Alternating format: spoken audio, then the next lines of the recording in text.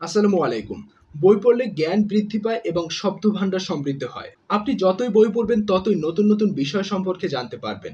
আপনি যত বেশি বই পড়বেন তত বেশি শব্দের সঙ্গে আপনার পরিচয় হবে। দেখুন একটি রাইটার কিন্তু তার জীবনে অনেক ধরনের শব্দ ব্যবহার করেন।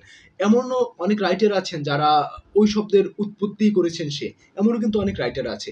সেক্ষেত্রে দেখবেন আপনি যত বেশি বই পড়বেন তত বেশি যেমনভাবে আপনার জ্ঞান বৃদ্ধি পাবে তেমনিভাবে আপনার শব্দভান্ডার সমৃদ্ধ হবে। আপনি প্রতিদিন, প্রতিনিয়ত নতুন, নতুন শব্দ জানতে পারবেন। এই যে নতুন, নতুন শব্দ জানা, নতুন, নতুন তথ্য জানা, এই তথ্য কিন্তু আপনাকে সমৃদ্ধ করবে। দেখুন বর্তমান সময়ে প্রযুক্তি নির্ভর সময়। কিন্তু দিন শেষে তথ্য ছাড়া কিন্তু প্রযুক্তিও হচ্ছে অচল।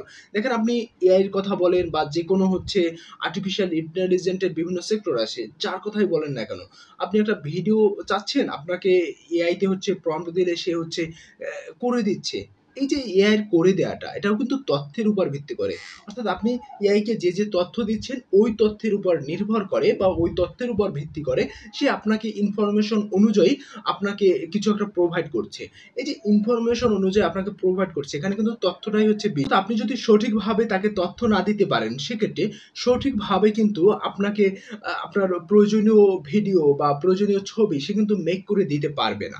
সেক্ষেত্রে আপনার সঠিক তথ্যটা তাকে দিতে হবে। দিন শেষে তথ্যের উপর নির্ভরশীল পৃথিবী। তথ্য যত সমৃদ্ধ হবে তত বেশি হচ্ছে পৃথিবী সমৃদ্ধ। সেক্ষেত্রে একজন ব্যক্তির ক্ষেত্রেও এই একই বিষয়।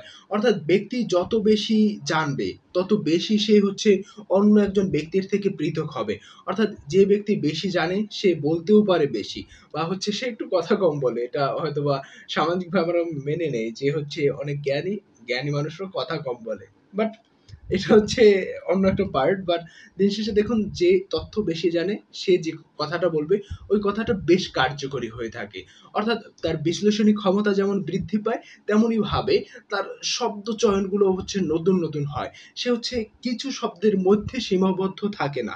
আমরা অনেকেই আছি যারা হচ্ছে কথা বলতে গেলে শব্দ পাই না। মাথায় শব্দ আসে না। আমি কি বলবো? একটা সেমিনারে আমরা কথা বলতে হবে আমাদের। আমি কি বলবো? আবার অনেকেই আছে যারা ভিডিও তৈরি করি আমরা হচ্ছে কি বলবো ভিডিওতে? স্ক্রিপ্ট যখন লিখতে বসি, কোনো শব্দ পাই না। এই যে না পাওয়ার ফলশ্রুতি বা এর বিষয়ে কাজ করে হচ্ছে আপনার কম জানা।